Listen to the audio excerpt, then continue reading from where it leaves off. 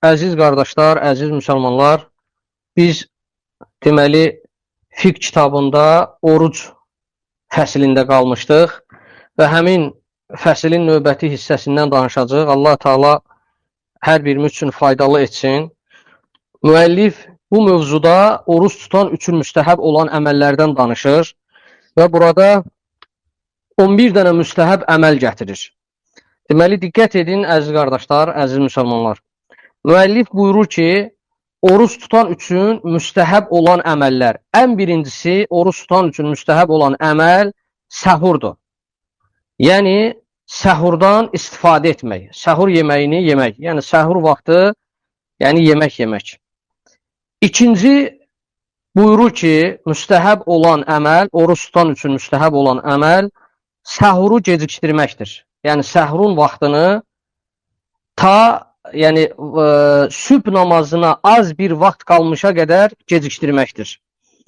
Sonra buyurur ki, üçüncü oruç tutan üçün müstəhəb olan əməl orucu açarkən, iftar edərkən iftarı tezləşdirməkdir. Və sonra buyurur ki, dördüncü müstəhəb olan əməl oruc açarkən orucu xurma ilə açmaq müstəhəb olan əməllərdəndir.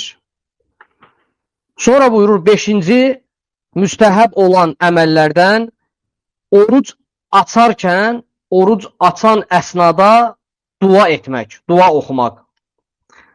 Sonra buyurur, altıncı müstəhəb olan əməllərdən deməli, oruc tutan şəxsə bir nəfər xoşagəlməz bir söz dedikdə və ya onunla cahil kimi rəftar etdikdə və ya savaşmaq istədikdə oruc tutanın mən orucam deməsi müstəhəb əməllərdəndir. Yəni, mən oruc tutmuşam deməsi müstəhəb olan əməllərdəndir.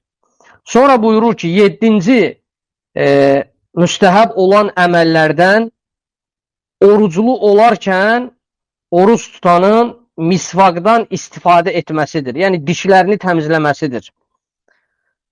Ondan sonra buyurur, 8-ci oruç tutan üçün müstəhəb olan əməllərdən bu ayda, yəni Ramazan ayında oruclunun əli açıq olmasıdır, cömərd olmasıdır, səxavətli olmasıdır.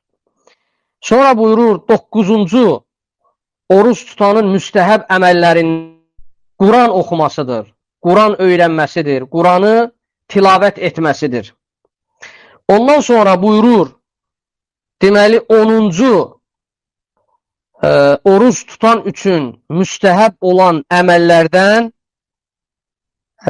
oruç tutanlara iftar verməkdir. Oruclarını açmaq üçün onlara iftar verməkdir. Sonra buyurur, nəhayət 11-ci müstəhəb olan əməllərdən Ramazan ayının axır 10 günündə ibadətləri daha da ciddi şəkildə etməkdir. Daha çox çalışmaqdır ibadətlər üçün. Deməli, müəllif bu müstəhəb əməllərin hər birinə ayrı-ayrılıqda hədislərdən dəlillər gətirib. İlk olaraq səhur barəsində, yəni müstəhəb olan əməllərdən, oruç tutanın müstəhəb olan əməllərindən səhur etməkdir. Bu barədə Ənəs İbn Məlikin rəvayət etdiyi hədisi gətirir. Rasulullah sallallahu aleyhi və səlləm buyurmuşdur ki, təsəhhəru, səhur edin. Yəni səhur, səhər vaxtı yemək yeməkdir. Səhər vaxtı. Fə innə fis-suhuri barakətən. Çünki səhur vaxtında bərəkət var. Yəni, səhurda bərəkət var. Yəni, səhər yeməyində bərəkət var. Bu hədisi İmam Buxari və İmam Muslim rəvayət etmişlər. Allah hər ikisinə rəhmət eləsin. Bu hədis onu göstərir ki, səhurda bərəkət var və ona görə insan səhur etməsi müstəhəb olan əməllərdəndir. Bərəkət sözünün lüğəti mənası, əziz qardaşlar, əziz müsəlmanlar, artmaq və ziyadə mənasını bildirir. Deməli, burada səhurdakı bərəkət bir neçə yönə ayrılır.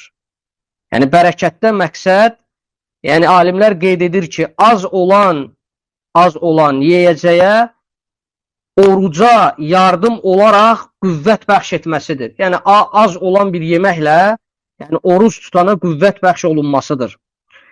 Və müəllif qeyd edir ki, daha doğrusu alimlər qeyd edir ki, bu hədis barəsində yəni buradakı murad, məqsəd, bərəkət deyildikdə sünnətə tabi olmaqdır, sünnətə müvafiq olmaqdır.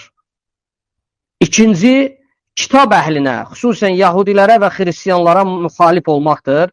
Çünki, necə ki, hədisdə də qeyd olunur, bu hədisin şərhində də alimlər qeyd edir ki, yahudilər və xristiyanlar, kitab əhli səhur etməzlər və o baxımdan da kitab əhlinə müxalif olmaqdır. Və həmçinin buyurulur ki, alimlər qeyd edir ki, hədisin şərhində ibadətə təqvalı yanaşmaqdır. Yəni, ibadətdə təqvalı olmaqdır. Dördüncü, fəal olmaqdır. Yəni, aktiv olmaqdır. Bədənin yəni, müqaviməti güclü olur, fəal olur, aktiv olur, səhur edən şəxsdə.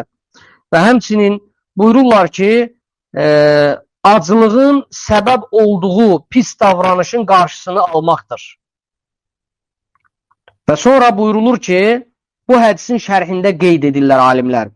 O gün istəyən, yəni həmin gün oruç tutan istəyən, bir şəxs əgər oruç tutandan bir şey istəyərsə və yaxud da ki, bir yerdə oruc açması üçün, yəni istəyərsə, orucunun açılmasını istəyərsə, o şəxs də yəni sədəqə verməyə səbəbdir. Yəni orucu tutan, səhur edən şəxs üçün, yəni bir şəxs bir şey istəyərsə, sədəqə istəyərsə, həmin şəxsin sədəqə verməsinə səbəbdir.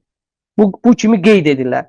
Və sonra alimlər qeyd edir ki, yəni müstəcəb bir vaxtda, xüsusən səhur vaxtı duaların qəbul olan vaxtlarıdır. Və o şəxs, o vaxtda həmin şəxs deyir, dua və zikr etmək üçün həmin vaxt bir səbəbdir. Yəni Allah Taalaya dua etməsi, onu xatırlaması, yada salması üçün bir səbəbdir.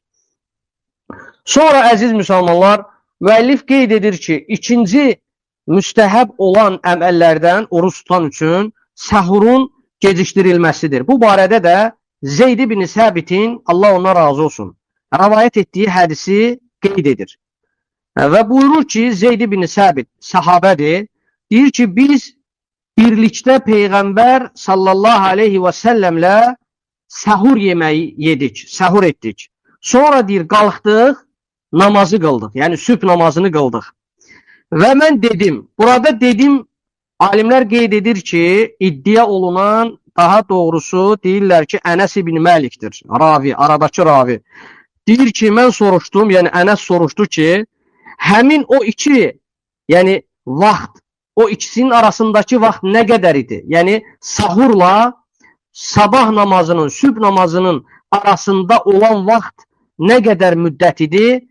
Və Zeyd deyir ki, həmin vaxt deməli 50 ayə oxunacaq qədər bir vaxt idi. Yəni bir kimsənin 50 ayə oxuya biləcəyi qədər bir vaxt idi. Yəni sahur edirlər Peyğəmbər sallallahu aleyhi və səlləmlə bir yerdə Zeyd ibn Səbit. Sonra deməli qalxırlar sübh namazını qılmaq üçün. Və orada Ənəs ibn Məlik soruşur ki, həmin sahur yeməyi ilə sübh namazının arasındakı olan vaxt nə qədər müddət idi və Zeyd də sahabə deyir ki, həmin o vaxt deməli bir kimsənin 50 ayə oxuya biləcəyi bir vaxt qədər idi. Təxminən deyirlər ki, burada 3-4 dəqiqə vaxt müddətindədir və bu kimi qeyd edirlər. Bu hədisi də İmam Buxari və İmam Muslim rəvayət etmişdir. Allah hər ikisinə rəhmət eləsin. Sonra müəllif burada başqa bir hədis gətirir. Əbu Zər Əl-Ğaffarinin hədisini, Allah ondan razı olsun. Buyurur ki, Peyğəmbər sallallahu aleyhi və səlləm buyurmuşdur ki, mənim ümmətim səhuru gecikdirdikləri, eyni zamanda iftarı da tezləşdirdikləri müddət boyunca xeyir içində olacaqlar. Yəni nə qədər ki, mənim ümmətim səhuru gecikdirəcəklər, eyni zamanda da iftarı tezləşdirəcəklər, o zaman onlar xeyir içərisində olacaqlar. Bu hədisin deməli isnadını, bu hədisi daha doğrusu İmam Əhməd rəvayət etmişdir. Deməli, bəzi alimlər bu hədisin isnadına zəif demişlər. İbn Mulgin deməli Buxarini şərh edən alimlərdən biridir. Lakin o bu hədisin isnadına səhih deyib. Amma bir çox alimlər isə bu hədisin isnadına zəif demişlər. Amma burada İbn Abdülbar böyük alimlərdəndir. Deyir ki, hansı ki iftarın tezləşdirilməsi və səhurun gecikdirilməsi barəsində varid olan hədislər səhihdir. Və ümumiyyətlə qeyd edirlər ki, alimlər səhurun gecikdirilməsi və iftarın da tezləşdirilməsi sünnədəndir. Sünnət olan əməllərdəndir.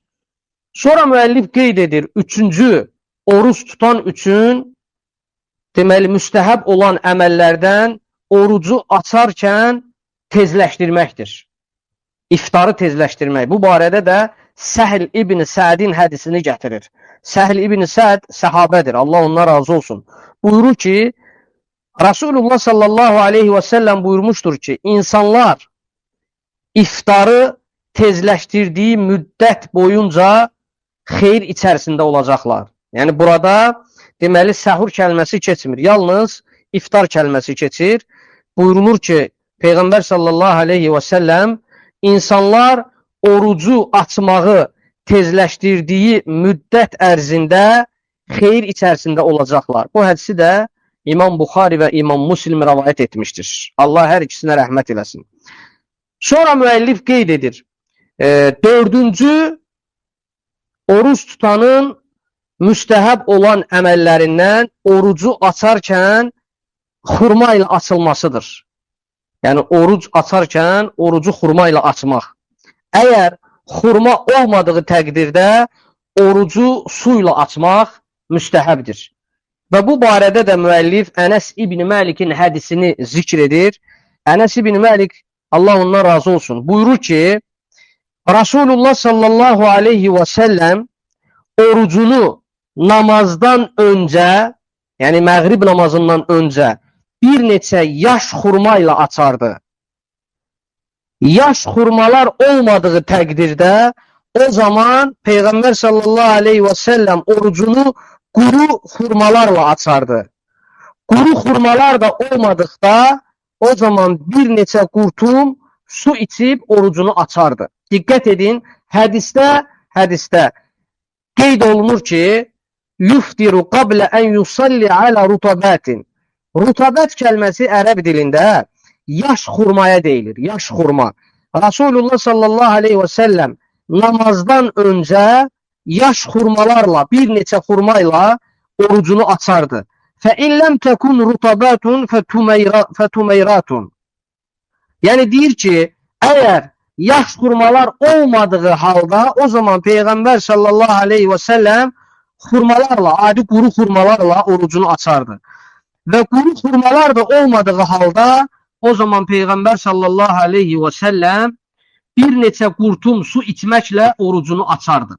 Hədisi Abu Davud, Hakim, Tirmizi rəvayət etmişdir. Bu hədisin isnadı həsəndir, məqbuldur, qəbul olunan dərəcədədir. Sonra əziz müsəlmanlar, müəllif qeyd edir ki, oruç tutan üçün müstəhəb olan əməllərdən beşincisi iftar edən zaman dua etməkdir. Yəni, oruç tutanın orucu açdığı zaman həmin əsnada dua etməsidir. Bu barədə Abdullah ibn Ömərin hədisini gətirir. Allah ondan və atasından razı olsun. Və Abdullah ibn Ömər deyir ki, Rasulullah sallallahu aleyhi və səlləm iftar etdiyi zaman belə deyərdi, bu duanı oxuyardı. Zəhəbə zəməu vəbtəllətil uruqi və səbətəl əcru inşəallah. Yəni, mənası nədir? Zəhəbə zəməu, mənası odur ki, susuzluq aradan qalıqdı. Susuzluq getdi. Və vəbtəllətil uruq, yəni damarlar islandı. Damarlar islandı, sulandı. Və səbətəl əcru inşəallah. Allahın istəyi ilə artıq əcr təsdiqləndi. Əcrin, mükafatın verilməsi sabitləndi, sabit oldu, təsdiq olundu. Yəni artıq deməli damarlar susuzluq getdi, damarlar islandı və Allahın istəyi ilə əcrin yazılması qaldı. Yəni əcr artıq mükafat yazılır. Bu hədisi də Əbu Davud, Hakim və Beyhəqi rivayət etmişlər. Bu hədisin isnadı da həsəndir, məqbuldur. Deməli, qəbul olunan dərəcədədir. Sonra, əziz müsəlmanlar, müəllif 6-cı oruç tutan üçün müstəhəb olan əməli qeyd edir.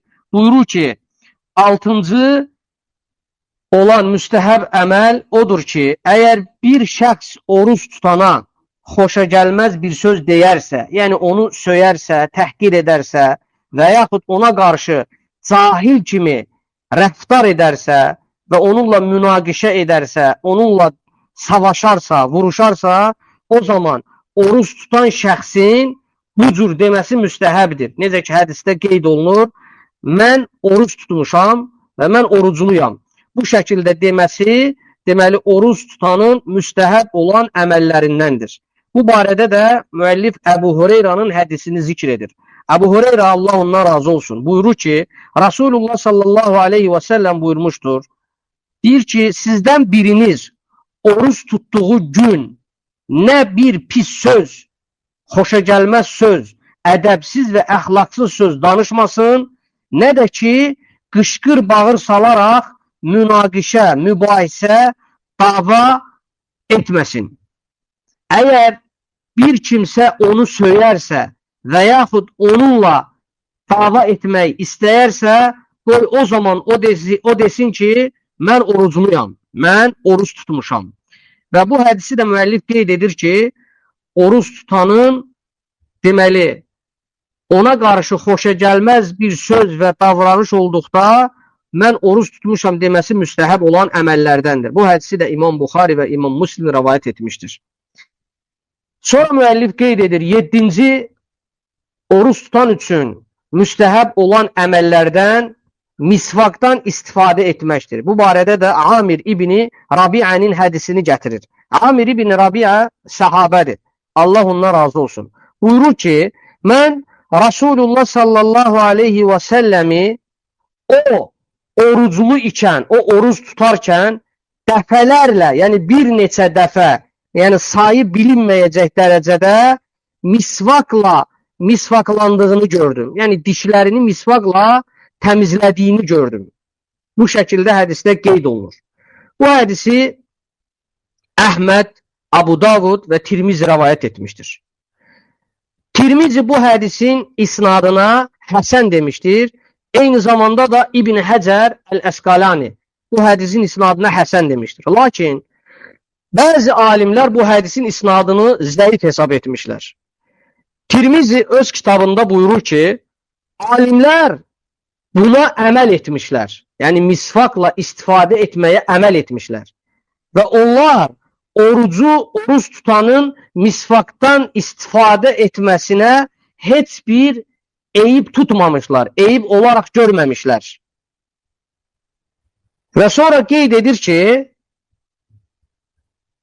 lakin bəzi elm əhli, alimlərdən bəziləri deməli buyurur ki, misvaqın yaş olanından, yaş misvaqdan istifadə etməsini məkruh görmüşlər. Xüsusən gündüz vaxtı, yəni Ramazan ayının oruclunun oruc olan vaxtı, gündüz vaxtı, deməli, misvaqların bəziləri, əziz müsəlmanlar, təzə misvaqlar, yəni yaş olur və onlar da tamlı olur, tam verir. Və Tirmizi buyurur ki, İmam Tirmizi, Allah ona rəhmət eləsin, ümumiyyətcə buyurur ki, yəni alimlər buna əməl etmişlər, misvaqdan istifadə etməyə və onlar oruç tutanın misvaqdan istifadə etməsinə də yəni heç bir eyib görməmişlər. Lakin bəzi alimlər isə təzə misvaqdan istifadə etməyi məkruh hesab etmişlər. Xüsusən təzə olan misvaqlar var ki, onlarda yəni sulu olur tərkibi. O baxımdan xüsusən də gündüz vaxtı istifadə etməyi məkruh hesab etmişlər. Və sonra İmam Şafi'dən qeyd olunur ki, İmam Şafi hətta gündüz vaxtı belə misvaqdan istifadə etməyi yəni məkruh görməzdi, heç bir eyib görməzdi. Lakin fəqihlər arasında müxtəlif fikir ayrılığı var. İmam Əhmədə görə isə, yəni İmam Əhməd xüsusən oruclu olan vaxtı, gündüz vaxtı yaş misvakdan istifadə olunmasını bəyənməzdir. Amma İmam Şafiyə görə bu heç bir zərər olmamaq kimi qeyd olunur. Heç bir zərəri yoxdur. Və həmçinin başqa bir əsər var. Abdullah İbni Ömərdən, Allah ona razı olsun. Buyurur ki, oruç tutanın misvakdan istifadə etməsində heç bir eyib yoxdur. Yəni, Abdullah İbni Ömər deməli, oruç tutanın misvakdan istifadə etməsində heç bir eyib görməzdir. Yəni, icazəli olaraq görərdir. Sonra, əziz müsəlmanlar, müəllif qeyd edir ki, oruç tutanın deməli, müstəhəb olan əməllərindən 8-ci deməli, oruç tutanın səxavətli olmasıdır, əli açıq olmasıdır və xüsusən cömərd olmasıdır. Çünki, deməli, bu ay, Ramazan ayı elə bir aydır ki, Ramazan ayı daha çox cömərd olunan bir aydır. Və bu ayda da, Ramazan ayında da, yəni müstəhəbdir ki, insan səxavətli olsun. Daha çox səxavətli olsun. Bu barədə müəllif İmam Buxarinin rəvayət etdiyi hədisi gətirir İbn Abbasdan. Allah ondan və atasından razı olsun. Buyurur ki, İbn Abbas buyurur ki, Rasulullah sallallahu aleyhi və səlləm insanlar içərisində ən səxavətli olan idi. Və qeyd edir ki, Ramazan ayında Cəbrail ilə görüşən zaman daha çox səxavətli olardı. Fikir verin, diqqət edin. Sonra hədisin sonunda isə bu şəkildə qeyd olunur. Rasulullah sallallahu aleyhi və səlləm xeyrxahlıq etməkdə əsən xoş küləkdən daha çox səxavətli olardı. Və bu hədis onu göstərir ki, Peyğəmbər sallallahu aleyhi və səlləm Ramazan ayında daha çox cömərd və səxavətli olardı, əli açıq olardı. Və bu baxımdan da deməli, Ramazan ayında sədəqə vermək müstəhəb olan əməllərdəndir, oruç tutan üçün. Yəni, hər kəsin özünə uyğun şəkildə, yəni büdcəsinə uyğun şəkildə nəyə gücü çatırsa bu ayda yəni, sədəqə verməsi onun üçün daha xeyirdir, müstəhəb olan əməllərdəndir. Sonra müəllif qeyd edir ki, oruç tutanın müstəhəb olan əməllərindən 9-uncusu Quran-ı Kərimi oxumaqdır. Quran-ı Kərim bilirsiniz ki, bu ayda nazil olub. Allah Taala'nın kitabıdır və mübarək bir kitabdır. Və bu barədə də həmin bu hədisi müəllif qeyd edir. İmam Buxarinin rəvayət etdiyi hədisi. Rasulullah sallallahu aleyhi və səlləm deməli, bu ayda Quran-ı Kərimi daha çox oxuyardı. Hansı ki, İbn Abbasın rəvayət etdiyi hədisdə buyurulur ki, deməli, Ramazan ayında Cəbrail ilə görüşən zaman daha çox səxavətli olardı və həmçinin buyurulur ki, İbn Abbas buyurur ki, Rasulullah sallallahu aleyhi ve sellem Ramazanın hər gecəsində Cəbrail aleyhissalam Peyğəmbərlə görüşərdi. Yəni, Peyğəmbərlə birlikdə görüşərdi və o Quranı onunla birlikdə oxuyardı. Yəni, hər ikisi bir yerdə Allahın kitabını oxuyardılar. Və bu hədisdən də o nəticə çıxarılır ki, Peyğəmbər sallallahu aleyhi və səlləm Cəbrail ilə birlikdə, Allahın ona salamı olsun, Quran-ı Kərimi tilavət edərdilər, oxuyardılar qarşılıqlı və daha çox, digər aylara nisbətdə daha çox Allahın kitabını oxuyardı. Və bu da Ramazan ayının, oruç tutanın deməli, müstəhəb olan əməllərindəndir ki, oruç tutan bu ayda nə qədər çox Quran oxuyarsa və onun üçün daha çox savab var. Sonra müəllif qeyd edir, əziz müsəlmanlar, deməli, Ramazan ayında oruç tutanın müstəhəb olan əməllərindən oruç tutanlara iftar vermək. Oruç tutanlara iftar vermək. Və bu barədə müəllif Zeyd ibn Xalid Əl-Cühəninin hədisini gətirir. Allah ondan razı olsun. Deməli, buyurur ki, Peyğəmbər sallallahu aleyhi və səlləm buyurmuşdur ki, kim bir oruç tutana iftar verərsə, onun orucunu açması üçün iftar verərsə, deməli, oruç tutan qədər eyni ilə ona savab və mükafat yazılar. Və oruç tutanın savabından heç bir savab azalmadan və əskilmədən, deməli, həmin şəxsə də oruç tutan qədər savab yazılar. Diqqət edin, yəni, oruç tutana iftar vermək orucunu açması üçün. eyni ilə oruç tutanın savabı qədər savab yazılır. Və oruç tutanın savabından heç bir şey əskilmədən. Bu hədisi də İmam Tirmizi rivayet etmişdir. İmam İbn Məcə və həmçinin İmam Əhməd, İmam İbn Hibban və hədisin isnadı həsən və səhihdir. Və nəhayət, əziz müsəlmanlar, deməli, oruç tutan üçün müstəhəb olan əməllərdən 11-incisi Ramazan ayının son 10 günlərində ibadəti daha ciddi şəkildə etmək, daha çox çalışqanlıqla etməkdir. Bu barədə də müəllif İmam Buxari və İmam Müslimin rivayet etdiyi hədisi gətirir. Ayşə radiyallahu anhə, Allah ondan razı olsun, buyurur ki, Rasulullah sallallahu aleyhi və səlləm Ramazan ayının son 10 günü daxil olduğu zaman gecəni ihya edərdi, yəni ibadətlə keçirərdi, ailəsini oyadardı və ibadət üçün hazırlıq görərdi. Yəni, bir ləfsdə qeyd olunur ki, izarını bərk bağlayardı. Yəni, paltarını, libasını, özünə izarını bərk bağlayardı və gecəni ibadətlə keçirərdi və ailəsini də oyadardı. Və bu onu göstərir ki, Peyğəmbər sallallahu aleyhi və səlləm Ramazan ayının xüsusən son 10 günündə əvvəlki günlərə nisbətən ibadəti daha ciddi şəkildə keçirərdi. Daha ibadətə çox sarılardı və ibadətə özünü həsr edərdi. O baxımdan, əziz müsəlmanlar, bu hədis bizə onu göstərir ki, Rasulullah həm bu hədis Müslim rivayet edib, Müslimin rivayətində, yəni Buxari ilə olan rivayətində ləfz fərqi var. Birində əvvəldə keçir, birində sonrada keçir.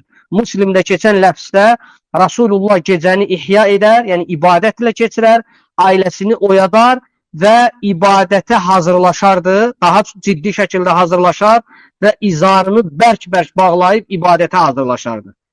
Eyni ilə də Buxaridə keçən rivayətdə bu şəkildə keçir ki, Rasulullah Ramazanın son 10 günü daxil olduğu zaman izarını bərk bağlayar, gecəni ibadətlə keçirər və ailəsini də oyadardı. Bu onu göstərir ki, Rasulullah son 10 gündə daha çox ibadətə sarılar, daha çox ibadəti edərdi və bu da Ramazan ayının xüsusiyyətindəndir ki, oruç tutan üçün müstəhəb olan əməllərdəndir. Allahdan istəyirəm bizi Ramazan ayında, xüsusən də bu son 10 günlərdə Allah Taalaya ən gözəl şəkildə ibadət edən, Allaha özünü həsr edən, ibadətə sarılan qullarından etsin. Uca Allahdan diləyirəm, hər birimizin günahlarımızı bağışlasın və bizi bağışlanan qullarından qərar versin. Allah Taala bizim valideynlərin günahlarını bağışlasın və onlara rəhm etsin, zürriyyətimizi salihlərdən etsin, bizə mömin kimi yaşayıb və mömin kimi ölməyi hər birimizə uca Allah müvəffəq etsin və Allah Taala bizi Ramazanın sonuna qədər bağışlanan qullarından qərar versin və iman, salih əməllər və itaat üzərində yaşatsın. Sallallahu alə nəbiyyina Muhammedin və alə alihi və sahbihi əcməin.